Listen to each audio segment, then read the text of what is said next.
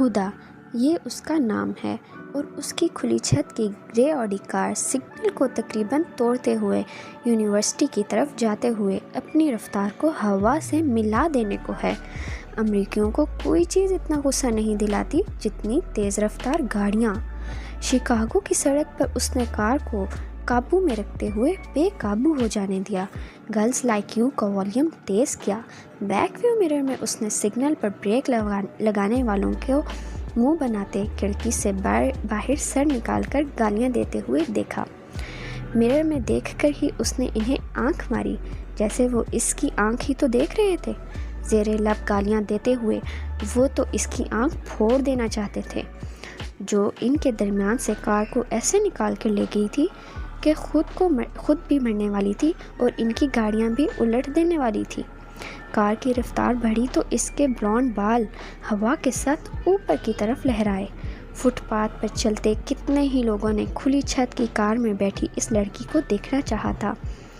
बहुत दूर से ही इसकी एक लोग बता रही थी कि कार की ड्राइविंग सीट पर कोई आइटम बम बैठा हुआ है।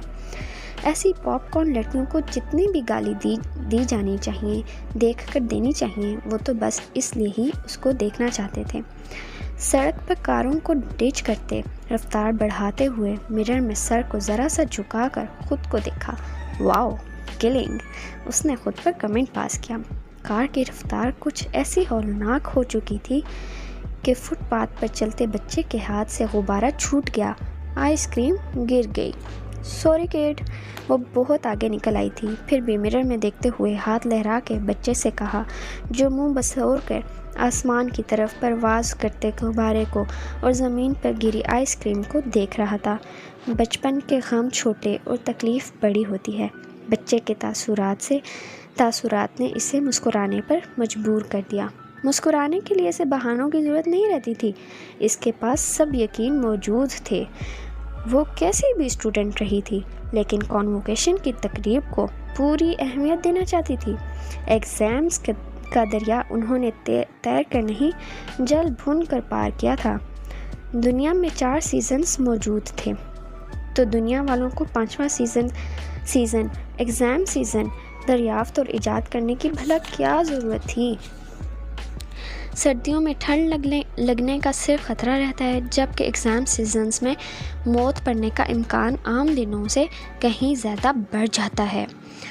चंद लाइक स्टूडेंट्स को छोड़कर सब फोतनिया मौत नमूनिया का शिकार हो जाते हैं। वही सीज़न जिस सीज़न में बुरे से बुरे स्टूडेंट का मुँह लगाना पड़ता है कि पता वो एग्ज़ाम्स में किसी काम ही आ जाए। कौम नकारा आलम की लीडर हुदा की ऑडी यूनिवर्सिटी हदूद में दाखिल हो चुकी थी। इसकी कार से कुछ स्टूडेंट्स बस हलाक होते होते बचे थे। इन्हें सॉरी कहते हुए वो पार्किंग में कार को पार्क कर चुकी थी। डैशबोर्ड से मिरर निकालकर हाथ में लिया और सबसे पहले अपने बाल सेट किए। कार से बाहर निकलकर ग्लासेस उतारकर लिप ग्लॉस का एक कोट किया। मिरर को कार की सीट पर उछाल दिया और इसके मोबाइल पे इसकी फ्रेंड्स की कॉल्स आ रही थी। इसने कॉल पिक करने की जहमत नहीं की थी। डियोर की पिंक फ्रॉक की दोनों पॉकेट्स में उसने अपने हाथ सन किए। खुद को अपनी चाल को डियोर के ड्रेस के मुताबिक कोट किया। हर लिबास की एक चाल होती है। डियोर की इस ड्रेस की चाल शहाना थी और वो हर चाल पर कादिर थी। फ्रॉक की बैक वी शेप में कमर तक बैक लेस थी। इस वी में बैक नेकलेस की लंबी चेन हलकोरे ले रही थी, जिसके आखिरी किनारे पर लगा सफ़ेद पेंडुलम इसकी चाल के साथ साथ डोल रहा था। कमर और शानों को सीधा रखकर ठोड़ी और चेहरों को गैर महसूस खम देते हुए हाई हील्स में मुकीद अपने पैरों को इसने रविश की सिमत बढ़ा दिया।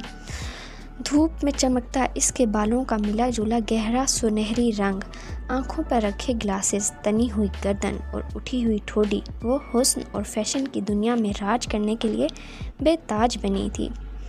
हील की टिक टिक रविश पे सुनाई दे रही थी। रास्ते में आने वाले हर स्टूडेंट तिरछी या टेढ़ी नज़रों से इसे देखने की कोशिश या जसारत कर रहा था कि देख भी लिया जाए और पकड़ा भी ना जाए। ये जसारतें वो तब भी किया करते थे जब वो क्लास लेने के लिए आती थी। इस वक्त भी जब वो भूल चूक से किसी को हाय हेलो करने के लिए रोक लेती थी और जिन्हें रोकती थी वो रुक रुक के इसे देखने पर मजबूर हो जाते थे। वो अकेली ही यूनिवर्सिटी में खूबसूरत लड़की नहीं थी, लेकिन वो अकेली ही इतनी पॉपुलर और फैशनेबल थी। इसके पास दौलत की कमी नहीं थी, ना ही इसके लिए इस्तेमाल के तरीक़ों की। सारी यूनिवर्सिटी जानती थी कि वो और इसके ग्रुप की हर लड़की यूनिवर्सिटी सिर्फ इसलिए आती हैं ताकि वो अपना आप दिखा सकें और बता सकें कि ऐसे जिया जाता है।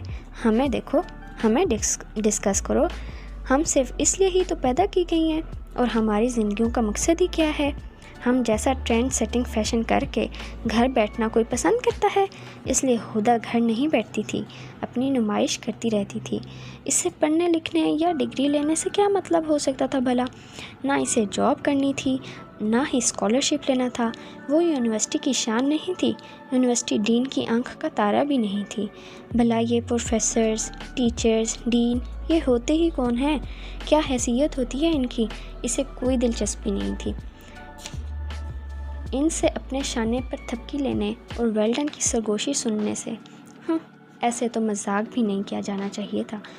अगर पैसा ज़िंदगी का मकसद था तो ये मसला उसके वालिदैन हल कर चुके थे। अगर ज़िंदा रहने के लिए किसी करियर का होना ज़रूरी है तो वो अपना 5 स्टार करियर हासिल कर चुकी थी। Enjoyment career.